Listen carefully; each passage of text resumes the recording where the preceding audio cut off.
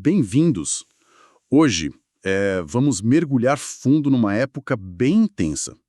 Os primeiros séculos do cristianismo. O foco, aquelas 10 grandes perseguições no Império Romano, sabe? Usando como base o livro dos Mártires. Isso. E a ideia não é só contar o que aconteceu, né? Exato. Queremos entender o porquê, como foi essa resistência dos cristãos e o que ficou disso tudo.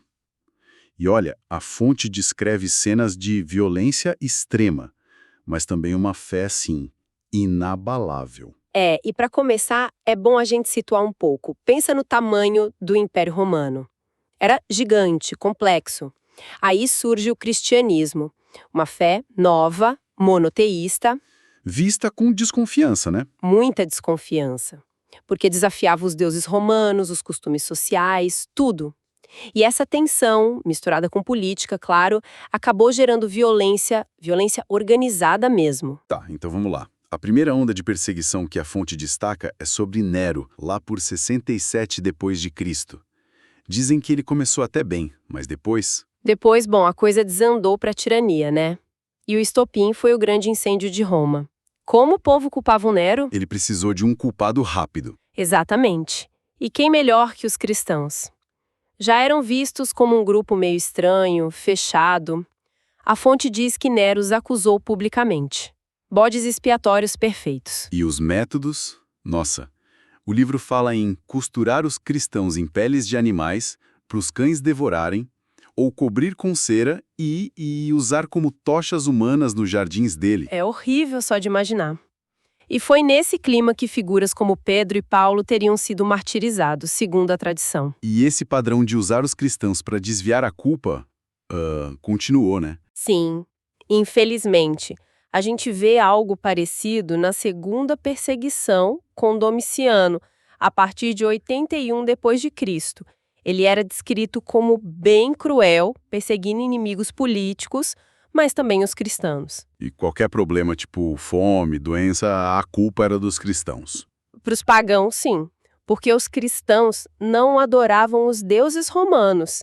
Então, na cabeça deles, isso quebrava a Pax Deorum, a paz com os deuses, sabe? E aí vinham os desastres. Era uma lógica conveniente. E bastava ser acusado e não negar a fé, não fazer um sacrifício para o imperador ou para os deuses e pronto, condenado. Basicamente isso. Ser cristão era crime. O mártir importante dessa época foi Timóteo, aquele discípulo de Paulo. Morreu em Éfeso. Avançando um pouco, século II. A terceira perseguição com Trajano, por volta de 108 depois de Cristo. Aqui a coisa muda um pouco de figura, né? Tem a carta do Plínio. Assim, a carta de Plínio Jovem. Ele era governador e escreveu para Trajano meio sem saber o que fazer. Ele descreve os cristãos de um jeito quase inofensivo.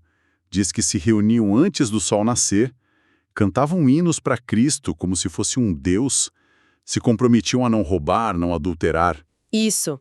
Ele dizia que tinha executado muitos, mas não achava neles os crimes que esperava. Então ele pergunta para Trajano, e aí? O que eu faço com essa gente? E a resposta de Trajano é interessante. Muito, porque ele diz para o Plínio não sair caçando os cristãos. Mas, se fossem denunciados e se recusassem a alegar a fé e adorar os deuses romanos, aí sim era para punir. Então, não era uma caçada ativa, mas se alguém te denunciasse... O perigo era constante. Virou uma questão mais legal, administrativa, mas a insegurança continuava ali, né? Uma espada sobre a cabeça. E é nesse período que aparece Inácio de Antioquia, uma figura impressionante. Mandado para Roma para morrer na arena, ele escreve cartas. As cartas de Inácio são poderosas. Ele diz coisas como, agora começo a ser um discípulo. E aquela frase, sou o trigo de Cristo, vou ser moído com os dentes de feras selvagens para que possa ser achado pão puro. Que força é essa? De onde vem isso? É a ideia da imitatio Christi levada ao extremo, né? Imitar Cristo no sofrimento, na morte, como a união final com ele. Isso virou um pilar da espiritualidade do martírio. Entendi. E, ao mesmo tempo, para se defender das acusações e explicar a fé para os romanos, surgem as apologias. Textos de defesa escritos por gente como Quadratus, Aristides e depois Justino Mártir. Mas essas defesas não adiantaram muito para parar as perseguições, pelo visto, porque aí vem a quarta onda, com Marco Aurélio a partir de 162 DC. E aqui tem um paradoxo, né? Tem sim. Marco Aurélio, o imperador filósofo, estoico, preocupado com ética. Mas a fonte diz que ele foi implacável com os cristãos. Como pode? É uma pergunta que intriga muito a gente. Talvez mostre o quão ameaçador o cristianismo parecia para a ordem romana, para a tradição. Nem a filosofia dele tolerava. A recusa em participar do culto imperial, dos rituais, era vista como teimosia perigosa, subversão. Fazia sentido para eles, imagino. Atacava a coesão do Estado, na visão deles. E as histórias desse período são fortes. O Policarpo, bispo de Esmirna, já velhinho, pressionado a amaldiçoar Cristo, ele fala: eu o sirvo há 86 anos, e ele nunca me fez mal. Como eu posso blasfemar contra meu rei, que me salvou? Uma resposta incrível. A fonte até conta que a fogueira não o queimou de primeira. Tiveram que usar uma espada. A calma dele virou um símbolo. E é nessa época de perigo que as catacumbas de Roma ficam importantes, né? Exatamente. Eram cemitérios subterrâneos, principalmente.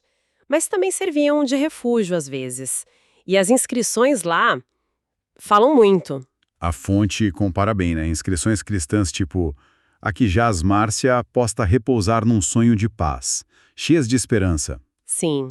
Enquanto as pagãs da mesma época muitas vezes mostram tristeza, fim ou até raiva dos deuses. Levanto minhas mãos contra os deuses que me arrebataram. Uma diferença brutal de perspectiva. E os símbolos que a gente vê nas catacumbas? O bom pastor com a ovelha, o peixe como símbolo de Cristo, a âncora da esperança. Tudo reforça essa visão de fé, de vida eterna, mesmo no meio da morte e da perseguição. Ok. Aí a gente entra no século III e começo do IV. E parece que a coisa piora ainda mais. Décio, Valeriano, Diocleciano. As perseguições ficam mais sistemáticas, mais brutais. Sim, bem mais. Foi uma mistura de coisas. Tinha ressentimento político, tipo de Décio, contra o imperador anterior, que diziam ser simpático aos cristãos. Ah, entendi. Tinha também um ciúme do crescimento do cristianismo. A fonte fala que os templos pagãos estavam ficando vazios, enquanto as igrejas cheias. E, claro, a velha tática: culpar os cristãos pelos desastres. Teve uma praga na época de Galiano, por exemplo. A culpa era sempre deles. A percepção era essa. Os cristãos ofendiam os deuses e por isso o império sofria. E aí chegamos na 10ª perseguição, a de Diocleciano, começando em 303 DC. A fonte chama de Era dos Mártires. O que teve de diferente nessa? A escala e a intenção, principalmente.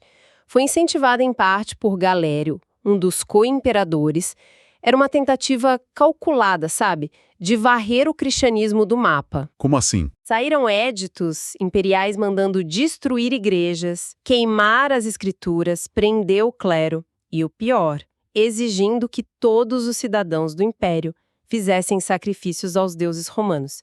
Quem recusasse, tortura e morte. Foi a tentativa mais ampla de eliminar a fé. Nossa, e as histórias dessa época são de partir o coração, mas ao mesmo tempo, que coragem! A fonte destaca Perpétua e Felicitas, lá em Cartago, 205 DC.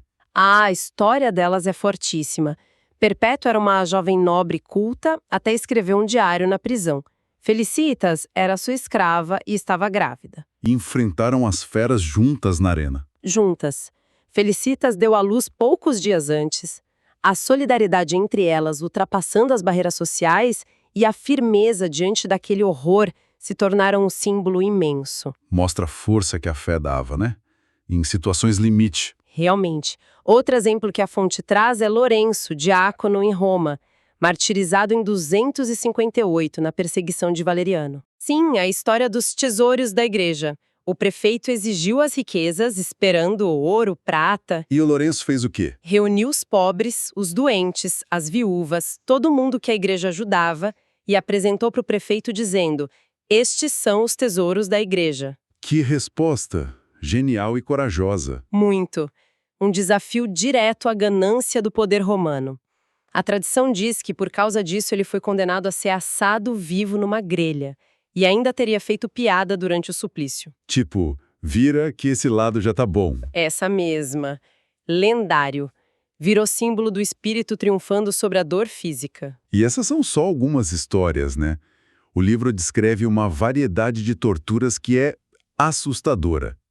Potro, chicotes com metal, fogo, feras, crucificação, afogamento, mutilações. Sim, a crueldade era sistemática. O objetivo era quebrar a resistência. Mas olha que interessante, a fonte também conta que às vezes aconteceu o contrário. Como assim? A coragem dos mártires acabava inspirando conversões. Guardas, gente que assistia às execuções, viam aquela fé e se convertiam ali mesmo. Que reviravolta! E tem uma ironia do destino também, o imperador Valeriano, um perseguidor ferrenho, acabou capturado pelos persas. E a fonte descreve que ele sofreu anos de humilhação antes de morrer de forma terrível. Para os cristãos, aquilo foi visto como justiça divina, claro. Então tá, depois de tanto sofrimento, tanta perseguição, como é que esse ciclo termina? Como a gente sai da era dos mártires e chega num ponto em que o império, eventualmente abraça o cristianismo? A virada começa com a política confusa do início do século IV. Diocleciano e o colega dele abdicaram em 305 d.C. Isso gerou uma briga pelo poder entre vários generais, os Césares e Augustos, e nesse caos surge Constantino. O famoso Constantino, filho de um governante do Ocidente que tinha sido mais tolerante com os cristãos, né? Exatamente. E aí vem a história mais conhecida dele. A visão antes da batalha decisiva contra Magêncio, perto de Roma, ali por 312, 13 DC. A visão da cruz no céu? Isso. A fonte fala de um sinal, uma cruz ou algo parecido, com as palavras in hoc signo vinces, com este sinal vencerás. A tradição diz que Cristo apareceu para ele em sonho, mandando usar o símbolo. E ele usou. Usou, venceu a Batalha da Ponte Milvia, consolidou o poder no Ocidente. Agora, se a conversão dele foi profunda naquele momento ou mais política, é debate para muito tempo. Mas o fato é que as políticas dele mudaram tudo. Ele e o Licínio, que governava o Oriente, publicaram o Édito de Milão em 313, certo? Exato, e esse édito foi um divisor de águas. Concedeu liberdade religiosa para todo mundo no Império. Mencionou os cristãos especificamente. Acabaram as perseguições oficiais do Estado. Exatamente, o cristianismo deixou de ser uma religião ilegal, perseguida, para ser uma religião permitida e logo depois favorecida. A mudança foi tão grande que a fonte chega a dizer, talvez com exagero, que vieram 1000 anos de paz para a igreja depois disso, até a época de Wycliffe. Mostra o impacto gigantesco que essa virada teve. Uau! Então, recapitulando um pouco, a gente viajou por quase 3 séculos, desde a crueldade meio arbitrária de Nero até a tentativa sistemática de Diocleciano de acabar com tudo. Vimos a brutalidade, sim, mas também essa resiliência, essa fé incrível dos primeiros cristãos e, no fim, a transformação política radical com Constantino. E é muito importante entender que essas histórias de martírio, como as que estão no livro dos mártires, não são só relatos do passado. Elas formaram a identidade cristã primitiva, sabe? Moldaram a memória da igreja, deram modelos de heroísmo, influenciaram a teologia, a arte, a devoção por séculos. Com certeza. Deixa uma marca profunda. Muito profunda. E para a gente terminar, fica uma reflexão, né? O que essa disposição toda de enfrentar tortura, enfrentar a morte por uma crença, o que isso diz sobre a força da convicção humana?